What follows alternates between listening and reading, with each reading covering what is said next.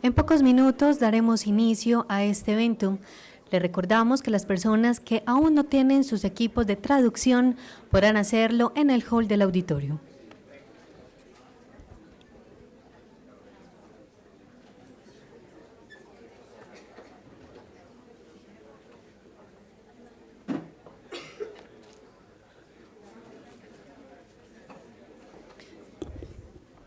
Antes de comenzar, les solicitamos por favor apagar o poner en modo silencio sus equipos de comunicación para evitar interrupciones durante este evento. De igual forma, queremos compartirles que durante este encuentro estaremos realizando un registro fotográfico del mismo, material que podrá utilizarse con fines institucionales. En caso de tener alguna inquietud al respecto, les pedimos compartírsela al equipo organizador del mismo. Buenos días. Para iniciar este acto conmemorativo, los invitamos a ponerse de pie para guardar un minuto de silencio en memoria del ex rector de la universidad, Juan Felipe Gaviria Gutiérrez, gestor de la Escuela de Derecho, quien con su visión de futuro marcó el camino a seguir para la edificación de la misma y con generosidad guió nuestros pasos para su consolidación.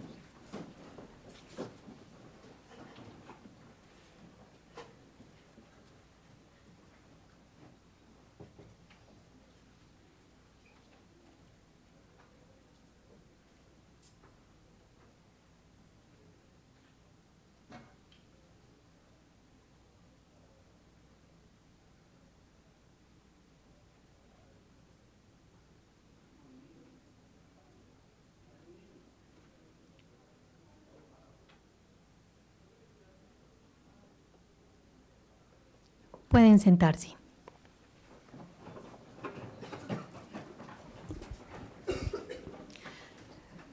Las transformaciones sociales derivadas de la tecnología no son ajenas a la profesión legal. La convergencia de desarrollos como la inteligencia artificial, el Internet de las cosas, la bio y la nanotecnología y la analítica de datos, por mencionar algunos, han dado lugar a la llamada cuarta revolución industrial y han puesto en el centro del debate las implicaciones de esta transformación. De igual manera, la puesta de la tecnología al servicio de la operación de los servicios jurídicos públicos y privados se registra como una alternativa para elevar la eficiencia y la eficacia en la administración de justicia.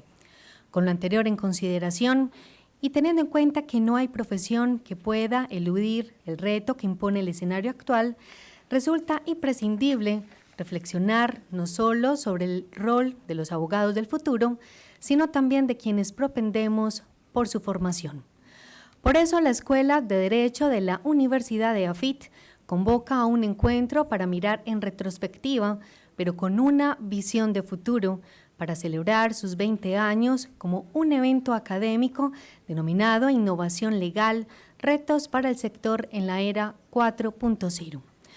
Saludamos a los directivos de la institución, a los docentes, a los estudiantes, a los egresados, a los aliados, a los académicos y a los panelistas y conferencistas, a quienes además les queremos agradecer su deferencia para compartir sus conocimientos con nosotros. Los invitamos a realizar sus publicaciones en las redes sociales con el hashtag Derecho20. Para comenzar, le damos la palabra a Camilo Piedrahita Vargas, decano de la Escuela de Derecho, quien ofrecerá un saludo de bienvenida.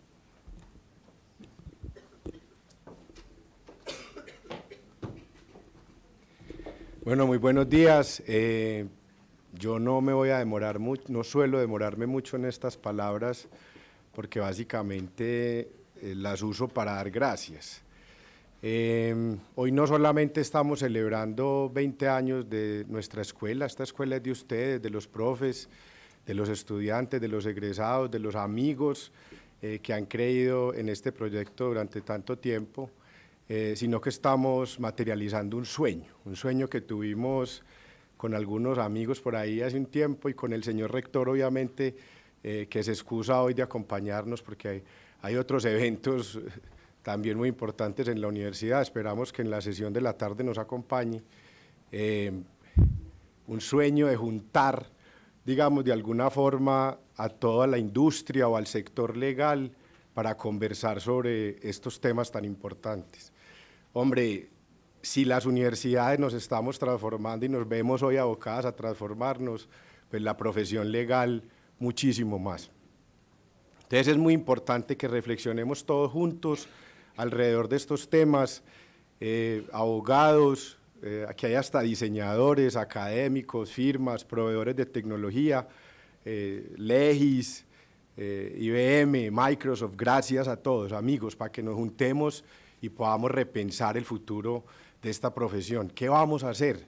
Somos la 7ª justicia más lenta del mundo, pero somos el segundo país con más abogados del mundo. Entonces, ¿qué vamos a hacer todos juntos?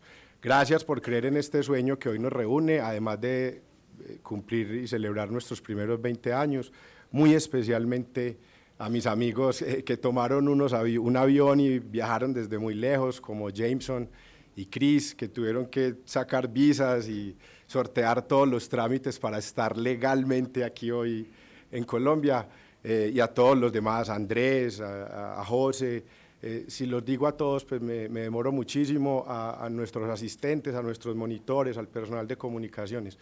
Disfrutemos, tenemos un día y medio de trabajo intenso, de debate, de conversación, que nos vaya muy bien. No me queda sino desearle a esta escuela muchos años más de vida, muchos éxitos, muchos triunfos, y darles las gracias a ustedes por acompañarnos hoy. Feliz día.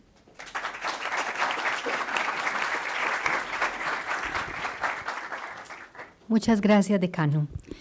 Iniciamos la agenda académica con la conferencia Legal Leadership Today and Tomorrow a cargo de Chris Bentley, director gerente de la zona de innovación legal, primera incubadora de Canadá dedicada a startups para ayudar a ofrecer mejores soluciones legales a los consumidores, y del programa de práctica jurídica de la Universidad Ryerson de Toronto.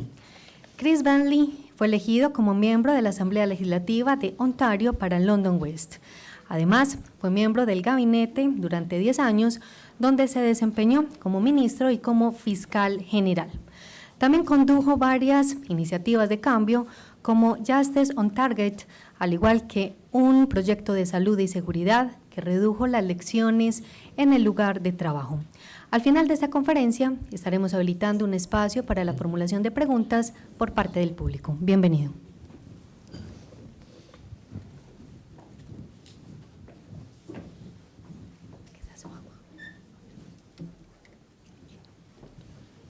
Buenos días. It is wonderful to be here. It is absolutely wonderful to be here. And I want to say it's my second trip to Colombia. I noticed the Canadian flag. There is a very strong relationship between Canada and Colombia. You might not know this, but there is a large Colombian community in Ontario, in Toronto, where I spend most of my time working, and in my hometown of London, Ontario, not the other London, Ontario. There is a very strong Colombian community, and I welcome all of you. When I was here last, in 2015, with Jose, I spoke at an innovation conference organized in Bogota. This is my first time in Medellin. And the talk then was about what could happen. It is remarkable to see how much you have accomplished in just 4 years. And you are on the cusp, on the edge of accomplishing so much more. I want to say, first of all, congratulations. Congratulations, Dean, on organizing this conference, but beyond that, on 20 years of leadership. 20 years. The law school has been graduating people who have gone out to promote the rule of law, to protect clients, to ensure that justice is done. I share that history as a lawyer.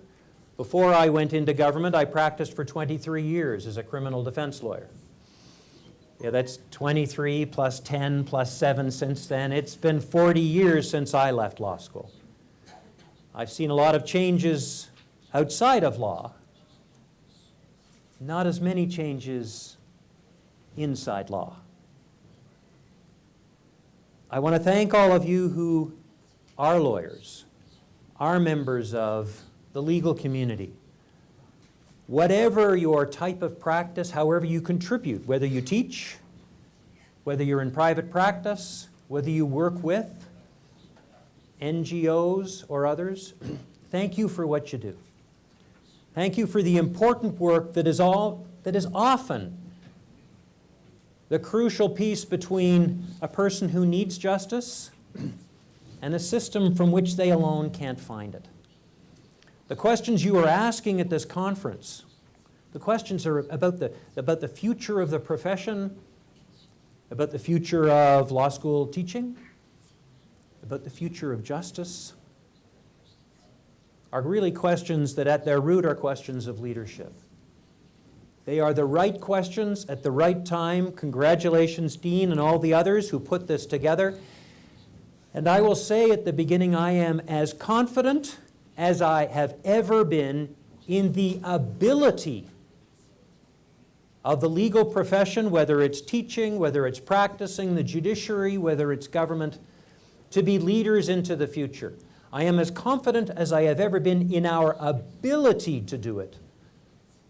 The question that I hope you will answer positively is whether you are prepared to do it. Whether you are prepared to do it. So how do you frame up these questions? How do you know where to start? Well, I'd start at a rather simple place to say that leaders are those who are prepared to welcome the dawn, embrace the day. They aren't those who pretend the dawn isn't coming, and they certainly aren't those who try to prevent it from happening. So where are we, and where can we go to assume the leadership that society needs and that we would want? Well, here are three numbers, and here's a starting point. And every country is different. Every society is different. I do not pretend for a moment to suggest that what I say relates to your society. You decide that. But what are these three numbers? Well, but 7.7 billion people in the world. About 4 billion of them have no access to justice. It's not a matter of imperfect, it's none. 3 billion have some access, but it's not what they need, and certainly not what they want. So after all of the hard work that you, I, my colleagues throughout the world have done in promoting, teaching, advancing, practicing law, this is where we are. This is where we are. And I would say at the outset that that is a loss for us, but more fundamentally, it is a loss for the people that we serve and want to serve. People, whether they're in Colombia or Canada, whether in the United States or the United Kingdom, it doesn't matter where. This is experienced in different ways, but in many similar ways as well.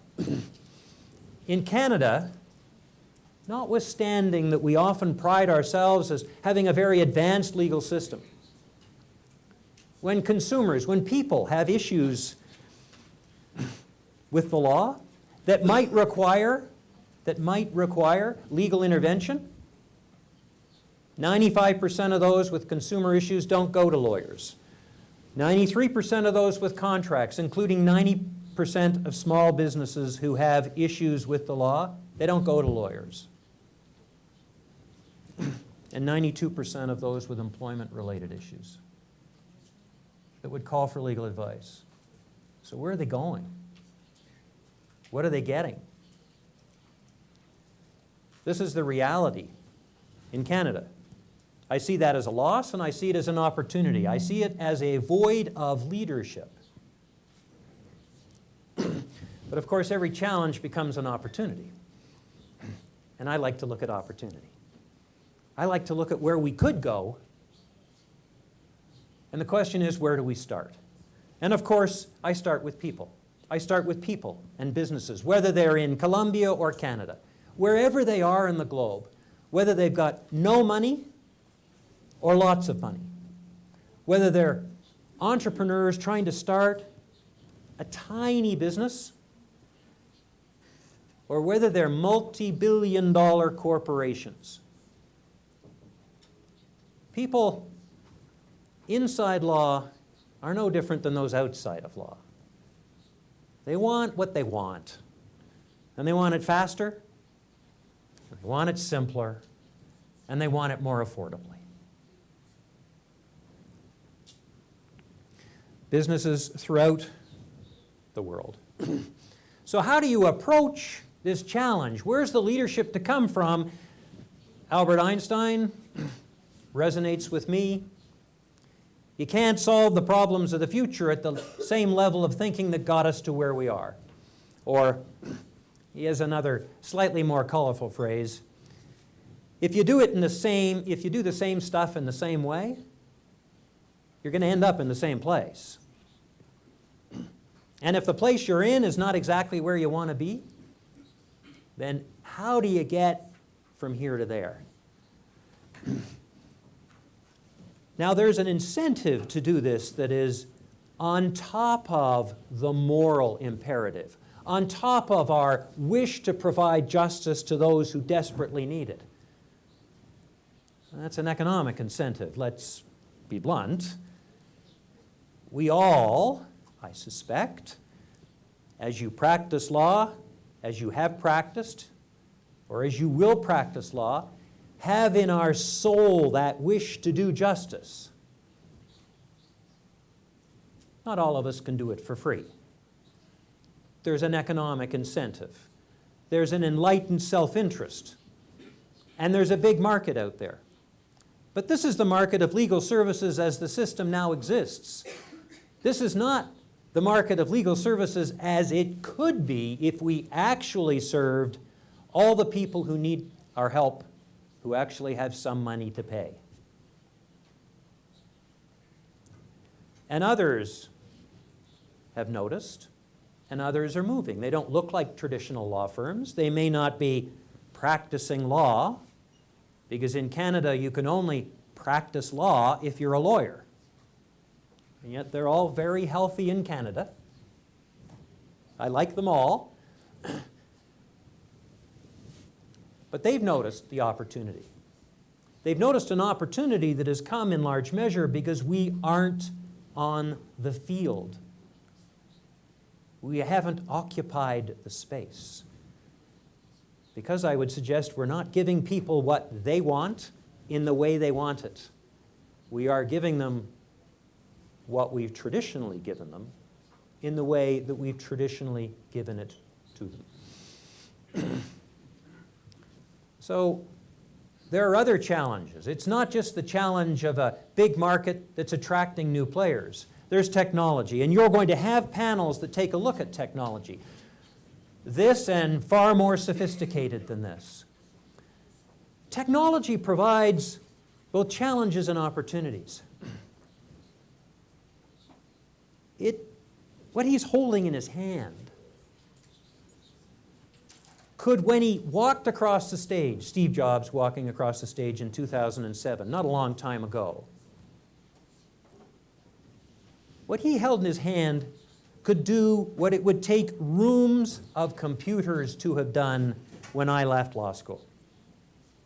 Rooms full, and far more.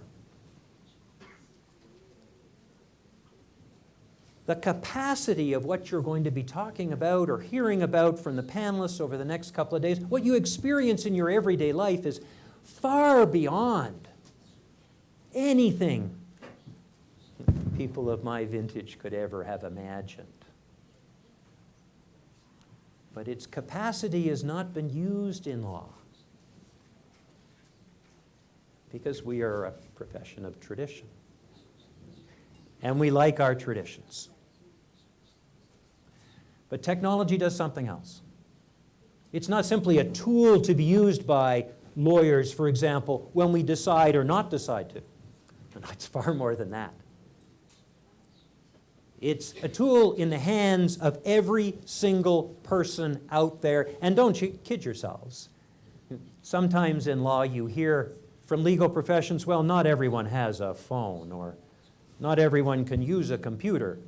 I have far more confidence that far more people are capable of using it at least as well as I can than many of my colleagues. At least as well as I can. And more importantly, technology gives people the capacity to travel to far parts of the world, to have a conversation with Canada or London, England, to draft a contract, to prepare a will, to negotiate online a settlement, to reach for advice and service in areas where we'd never imagined it possible, and to do it whether the legal regulator in the country that they live in approves or disapproves. Technology democratizes every service it touches. And the challenge for governments is not so much, are we going to stop people from using it? If people use it. You know, I mean, how many people downloaded a movie or some music without paying for it in their life? Not supposed to do that, but that is a reality. When the distance between what people want and what the services provide is too great, people will find their way to what they need. They will find their way to what they want, and technology gives them the ability to do that. We are on the cusp of huge change. The question for us is, are we going to be part of the change? Are we going to lead the change? And I look out here and I see, well, I see just about everybody who's younger than I am. But I see you with your futures. You have far more of a future in law than a past. In every other part of life, you would not only use the tools that are available, you would insist on them. You would not only ask your friend, well, how did you get that service? Oh, I'm going to try that. You'd experiment. Sometimes it works, sometimes it doesn't. But you'd look beyond. Why is it in law that those so much younger than I, who know so much more about how to use technology or other approaches, are so willing to accept the legal process roadmap designed by people like me in the past, decades ago? You shouldn't. Because the people who aren't lawyers are not restricted. It's not just technology, it's the accelerating rate of change. We've always had change, but now it's getting faster and faster and faster.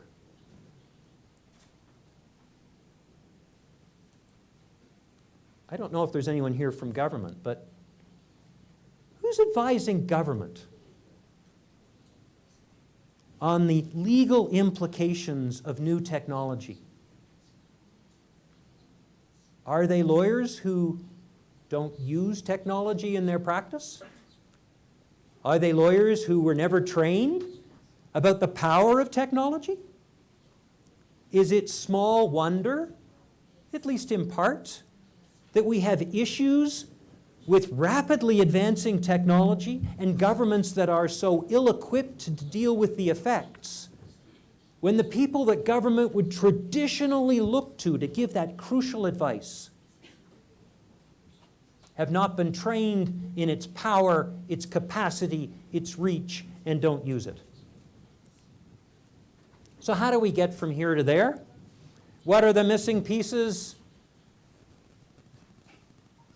Well, innovation, creativity, of course. But first, and I love this little diagram, confront our traditions. And the one guy is saying, no, thank you. And the guy pulling the card is saying, we're too busy. We are busy as lawyers. We're busy. We're stressed. There's no end of demands on our time. And that and protections that restrict the market to lawyers and a traditional way of doing things has meant that we don't take advantage of what's available. But the people we should be serving will. In every other area of life, they do. We have left the age of the provider in every other area of life and entered the age of the consumer. And that's where you start. If you want to be leaders, you focus on the consumer, not the provider.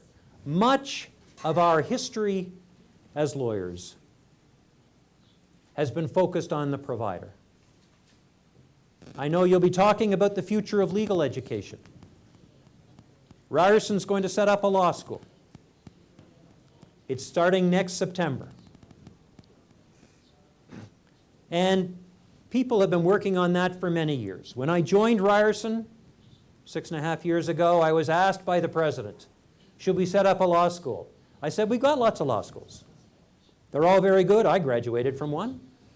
And they all do pretty much the same stuff in pretty much the same way. So if you want to be at the end of a long line, set up a law school, just like theirs. Since they have a 100-year head start on you, it's going to be tough. I said, you should set up a school that looks to the people who need legal advice and services, whether they've got no money or they're big corporations or they're governments, and ask what do they need and how do they need it today, tomorrow, and in the future. And then you build a school that will train people in law to provide that. You don't build the school from the lawyer out, you build the school from the provider back. They'll need law, yes. They'll need some knowledge of technology, some knowledge of government, different business methods, business approaches. It's opening up next September. Well, I'm excited to see what happens. So if you focus on the consumer, focus on people, not process. I don't know what's happening here, but much of the excitement in Ontario, my province within Canada, is, oh, we're bringing technology to the law. We've got a form. We're going to digitize it so people can fill it in faster. Now, maybe it's only me, but whenever I try to fill in a form, it never goes very well. The question is not whether you can digitize the existing stuff, and unfortunately there have been many examples in government where that has cost a lot of money and gone nowhere.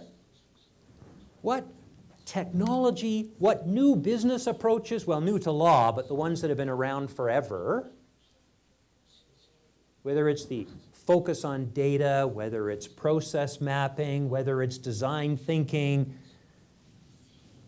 applying new approaches allow you to reimagine how you deliver a service based on what the consumer actually wants to receive, not on what we've always delivered. That's the worthwhile leap. And for those who have their future in front of them, I would suggest that's where you should put more of your energy. Rethink how you deliver a legal service, just like others are rethinking every other service that is being delivered. Innovation does mean change. So, as I said, digitizing a form doesn't look like change to me.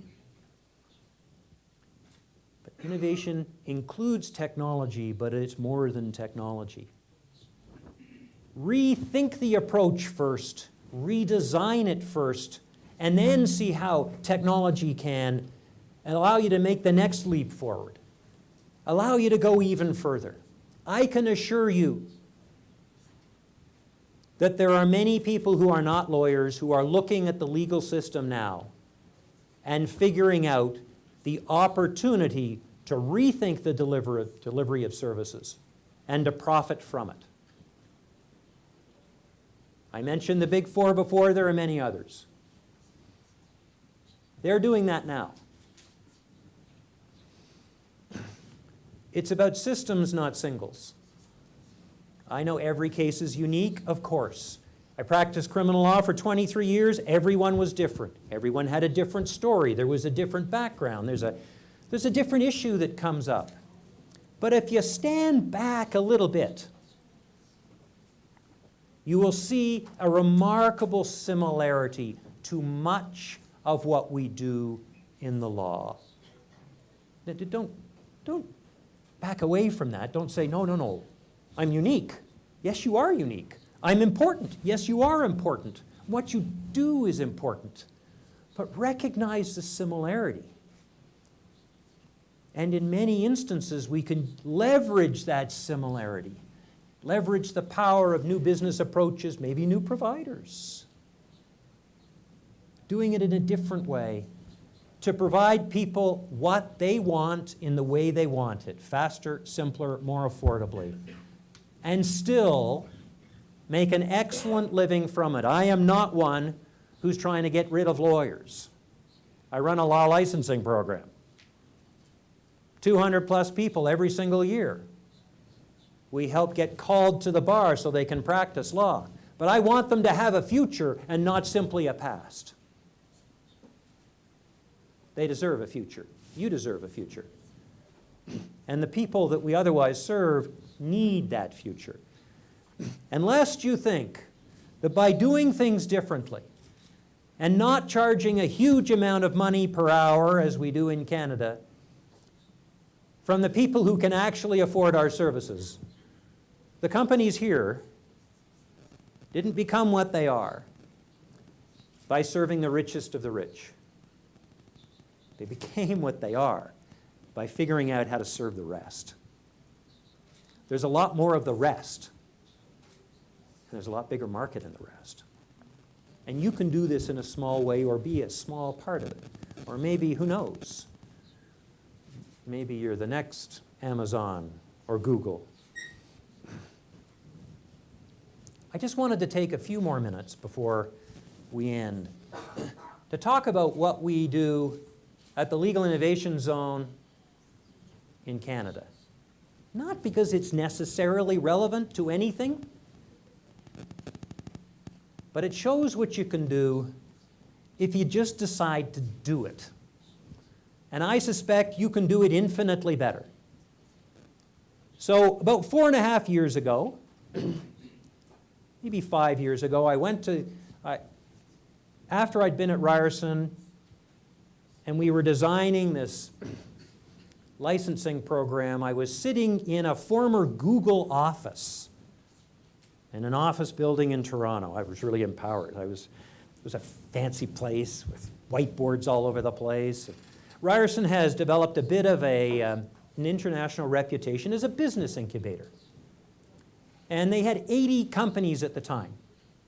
And so I went to the head of the business incubator, the DMZ, and I said to her, how many of these companies are doing something in law? She said none. So I emailed the president right after the conversation, said, you need a legal innovation zone. He called me and he said, what's that?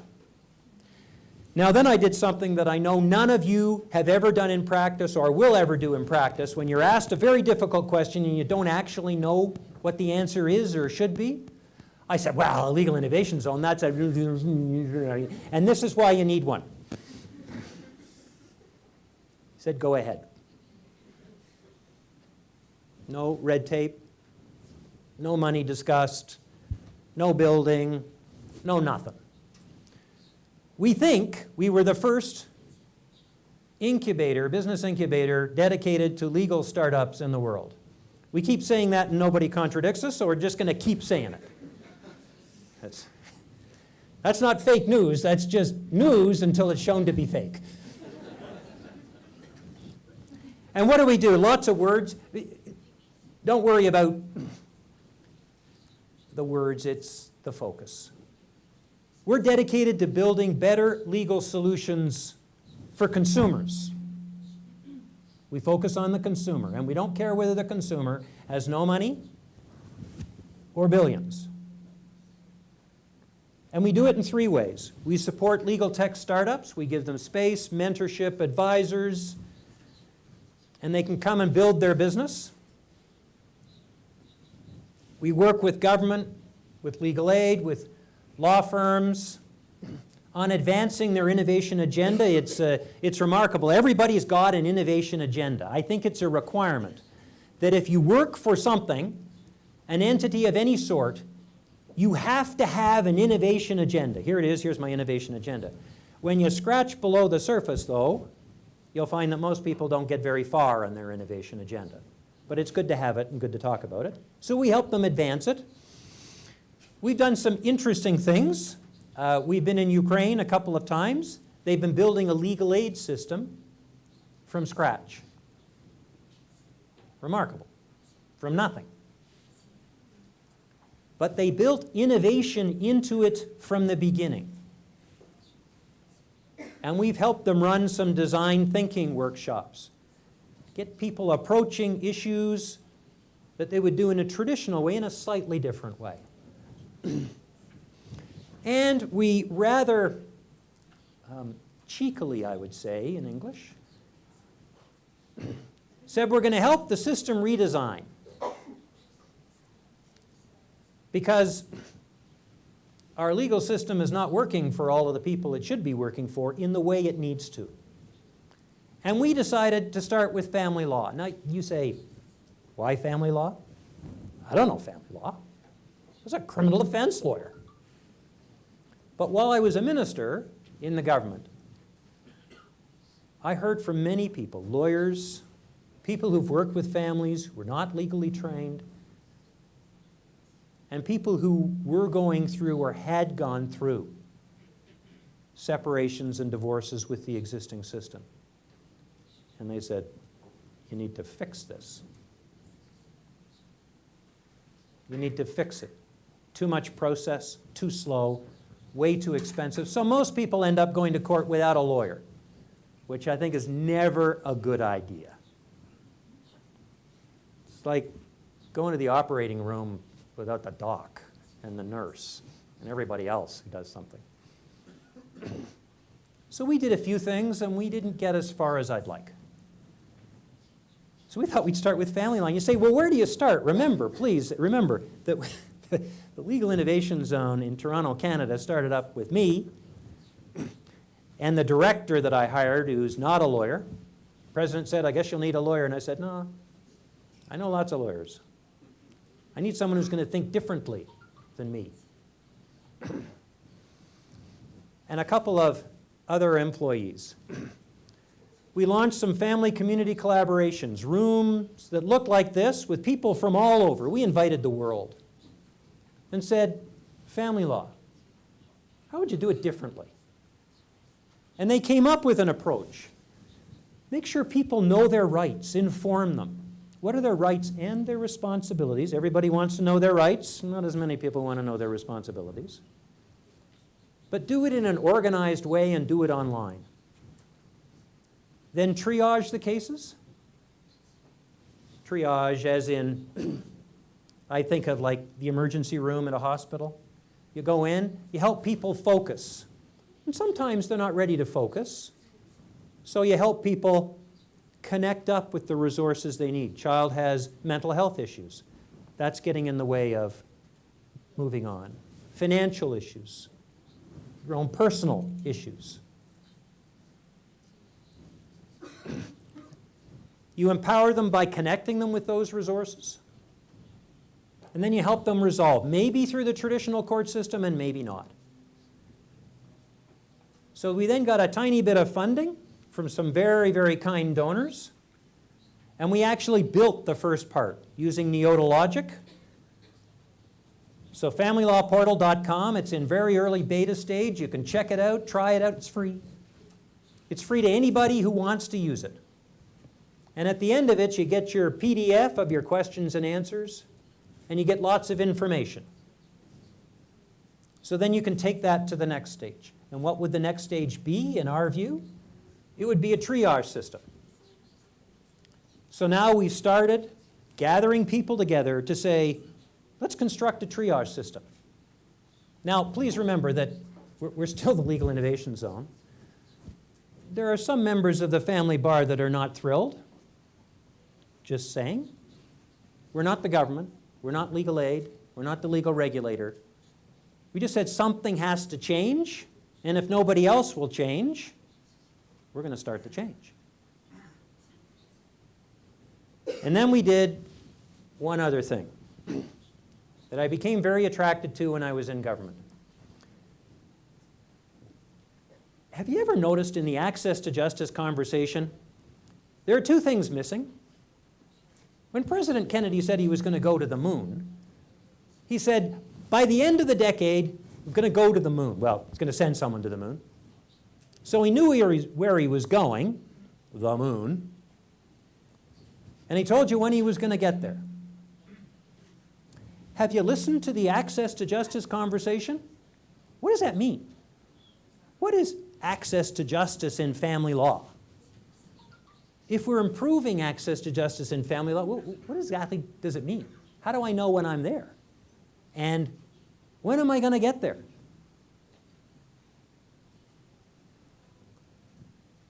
There is no answer to those questions from the people who talk about access. So we put a definition and a date. Now remember, we have no right to do this. We're just doing it. And if you ask me, can we actually get a triage system up and running by January 1st, or at least January of this next year? Probably not. But you know, if you don't have a vision, if you don't set a goal, if you don't stretch people's minds, if you don't tell them a little bit of change is not good enough, you're not going to get anything. And if you say, as we said, by May 25th of next year, 75% of Ontarians should have access to a faster, simpler, more affordable way to resolve their family, separation, and divorce issues. May 25th. You say, why May 25th? It's a Monday. But I'm desperate for somebody to say, well, that's ridiculous. You can't do it by then. I said, well, when are you going to do it? Start right now, that's right. You start now. But if you have a different date, I'll say how many women, children, men are going to suffer a worse outcome between May 25th and then because you want to delay. This is a right, not a privilege. Justice is a right, not something that we get to dispense on a schedule that is traditional. The failure to provide it has implications for government, for the judiciary, for the profession, and for law schools. As technology takes hold, as people can't get what they need from the legal system, they're going to get it themselves. What are the implications for governments when people don't look to government to provide them with the justice system that works for them, but instead they effectively design it for themselves? That is a serious matter. How do you build a modern economy, a 21st century economy, on a justice system, a dispute resolution system, a contract system that has its foundations firmly rooted in the last century? How do you provide people with the advice as practitioners that they need for their multi-jurisdictional on-time businesses when you can't get them an answer to their dispute for years? And what's the future look like if all around you people are traveling by rocket ships, but you're still walking? Where is that future? You know, you can be successful if you adapt to change, but leaders and leadership requires that we take advantage of change. Change in those not being served, change in new business methods, new to us at least, change in technology, change in the belief that we don't have to be perfect. The issue about new technology is not, should it be perfect for everybody and every issue? The issue really should be, does it make progress? Don't deny people their measure of justice because it's not perfect. I'm as confident in our futures as I ever have been. I am confident that you will help take us there. Thank you very much. Do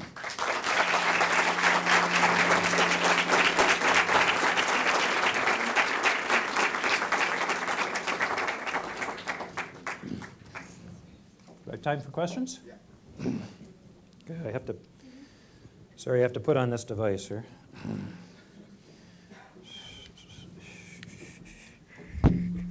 Habilitaremos entonces el espacio para la formulación de preguntas. Por favor, entonces, quien requiera, pasamos el micrófono. I'm going to speak in English, if that's okay. So, hi. My name is Maria Paula. Mr. Bentley, I have a question for you. I'm a law student right now. And as a law student, I would like to know, I mean, we're in a system where we're studying law as it traditionally has been taught.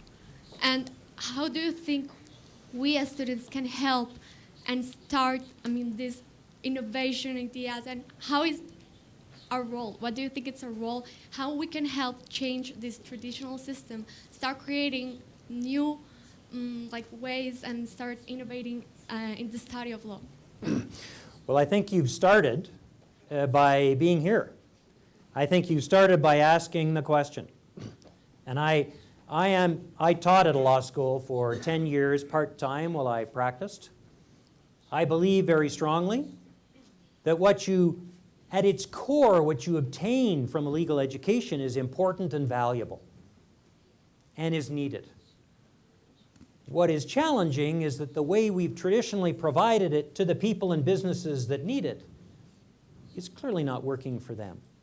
So what do? Participating, asking questions, challenging those who tell you that things are the way they are, just as you challenge every other decision in every other part of life, I suspect.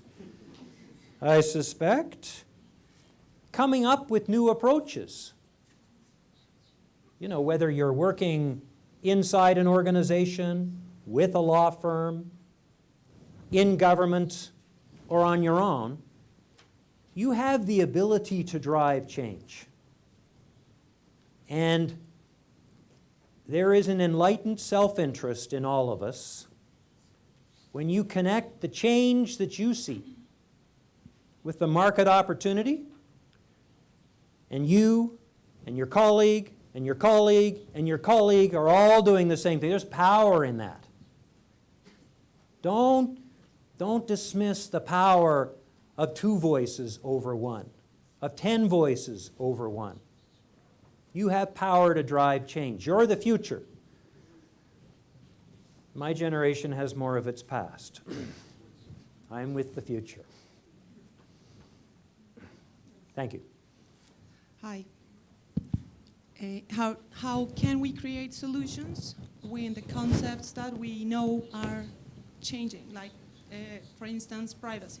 So in China, privacy doesn't mean anything to anyone, but for us, it's like we are holding on to that concept.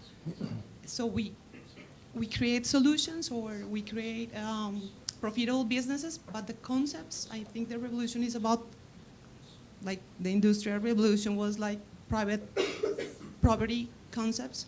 Now it's like privacy, and information is like the commodity now.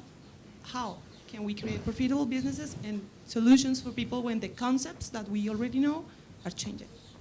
The concepts are changing, and you've heard it said many times that the constant from here on is not only change, but accelerating change. You don't have to come up with the final answer. First, come up with the questions that decision makers need to know about. So when governments struggle with the right approach to privacy, you can provide the context. You can provide the ways it's used. You can provide what you're happy to give permission to and what you're not happy to give permission to. But you can also ask the other questions. So when they collect my personal data, what are they doing with it? And I think asking the question is important.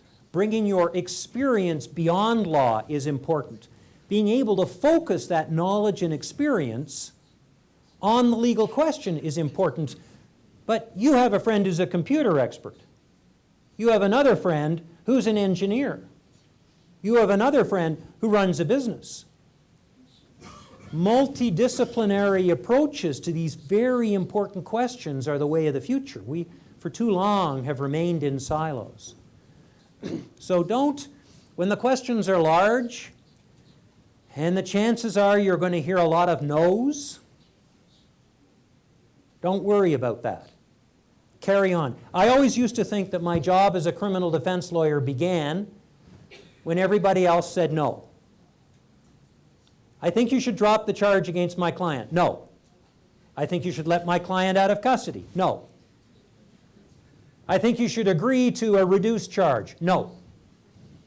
I think you should allow this important evidence to be heard by the judge. No.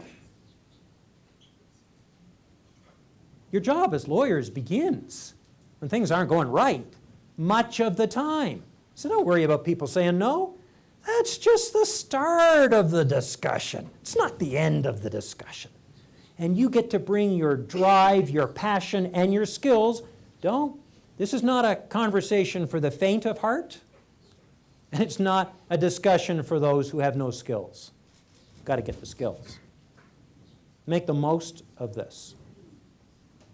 And we need your work. And don't just restrict it to Colombia. I suspect you're going to hear, before the end of this conference, if you're not already part of, international networks that share information, international networks of people who want to drive change, who can leverage the power that each has. Everybody has something to contribute here. So reach out, share. Sharing is everything. Sharing is everything. Reach out, leverage the networks that exist, and you'll make a difference. Hi, how do you think in legal innovation we can face the struggle between these new businesses that are appearing like Uber or something like that, and the stripping of protections to labor law or workers in general?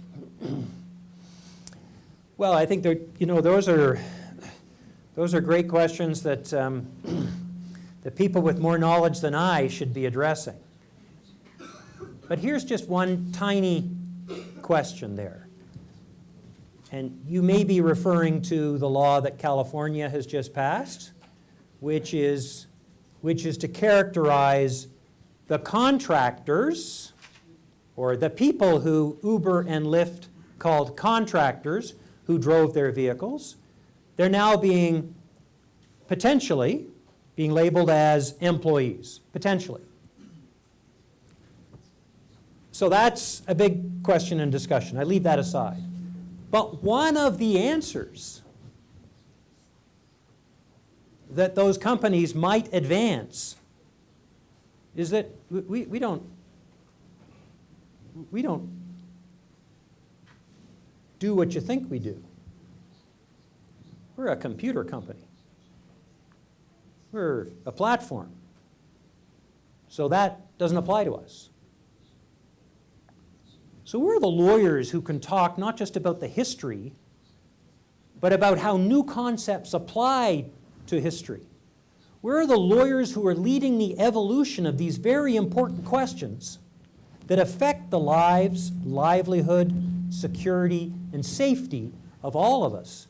We're the lawyers who can help us navigate the way through new technology ever-changing technology, different approaches, the recognition that jurisdictional boundaries are not as firm as they used to be.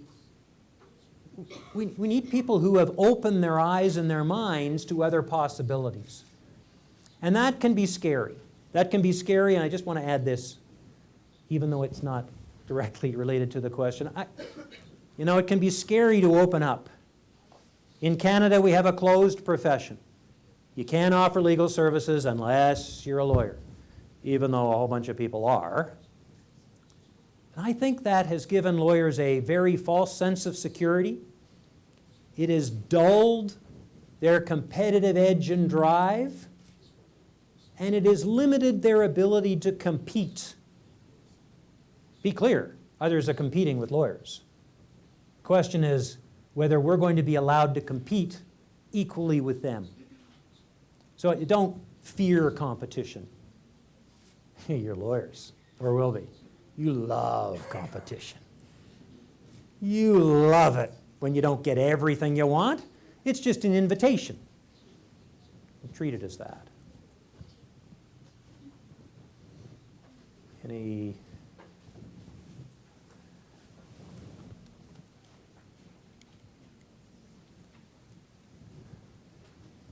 Thank you.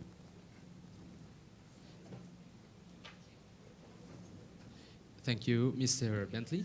My name is David Pulido. I am the founder of a legal startup in Bogota, Colombia. I want to ask you something because I faced as a founder of a legal startup something that it seems difficult, especially talking about some terms, talking about legal tech and talking about reg tech.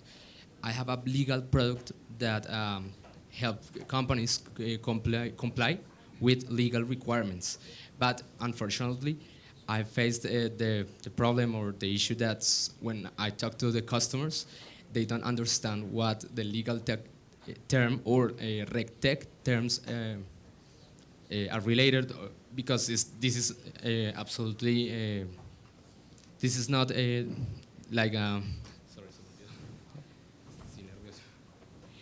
this is not well known in the sector and in innovation, especially in legal innovation. So I have that problem because I have an opportunity to talk with another CEO from a fintech company last year, and he talked to me, sorry, like, oh, but you are a fintech, or you, because the legal tech and the reg tech terms are related to the fintech industries. Mm-hmm. But I said no, because I am in the legal sector in the innovation technologies. Yeah. So I don't know if you can help me what kind of... Well, as I understand your question, it's legal tech is relatively new. It's hard to get customers comfortable and familiar with the opportunities. Yes, it is. It's better today than it was 4 years ago, and it'll be infinitely better in 2 years' time than it is today. It is the challenge that every new business has when they offer something different. The challenge that Uber had when they started something different. But if the model is good, and most importantly, if you're delivering value to the customer that the customer can identify and talk about, other customers will pick up on it pretty quickly. It's a struggle, and thank you for doing that, and thank you for your entrepreneurial drive. And I'm not sure how much time that I have. We're good? Are there any more questions? This will be the last question.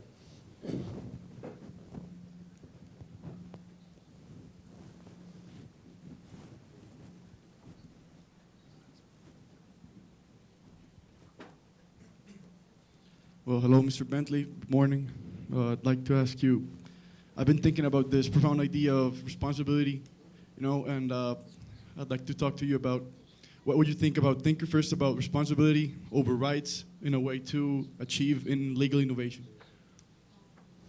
Yeah, I think that's a question that your panelists later today and tomorrow will come at in different ways. And so let me answer it in this way. Artificial intelligence, data analytics, new types of technology. In Ontario, one of the first things that we hear is, oh, can't do that. Not everyone has a computer. Or, oh, artificial intelligence, that might incorporate biases into the decision making. Whose biases? Well, the biases of people. So if you don't try something new, we're left with the biases of people. And I think the answer is that we should be strong, wary, questioning, mindful of the risks posed to those who are not legally trained by new ways of delivering legal services, by new approaches, and by technologies that are on the cutting edge. But wait a minute. In what other area of life do we say no progress until everybody can have it, everybody understands it, and it's perfect? In medicine? Not a chance. And who are we protecting? If in Ontario 90% of small businesses are not going to lawyers with a legal question, who are we protecting? The 10% who are? We are potentially denying the 90% of the opportunity to get some measure of justice. Not perfect, some measure of justice. And we should not do that. We should not do that just on philosophical terms. But we should also not do it because technology and new approaches are going to be used by others to give them what they need. Our job, one of our jobs as lawyers, is to ask the right questions, but not pretend that we can stop all progress. As I said before, most rooms consist of some people who've done things with technology that maybe the rules didn't actually allow them to do. And people will get what they want, what they need, at the price they're prepared to pay. Technology and new approaches will let them do that faster and quicker than ever before. We should be leading the charge, not being dragged along or left behind by it. I think the questions that you ask, the question you and others have asked about this, will be answered if we're leading. They won't be answered if we're following. Thank you very much.